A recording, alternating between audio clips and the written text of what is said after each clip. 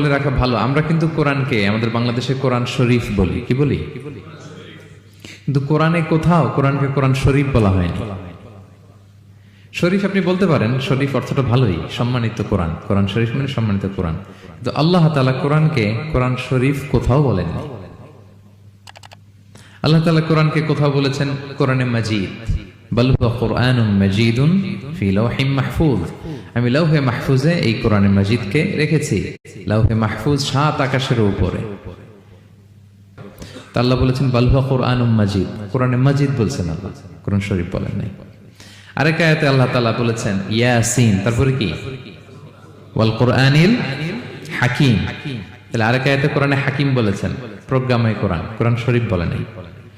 সূরা ওয়াকিয়ার আরেক আয়াতে আল্লাহ তাআলা বলেছেন ইন্নাহু লাকুরআনুন কারীমুন ফি কিতাবিম মাকনুন। এখানে বলেছেন কোরআনে কারীম। সূরা হিজরের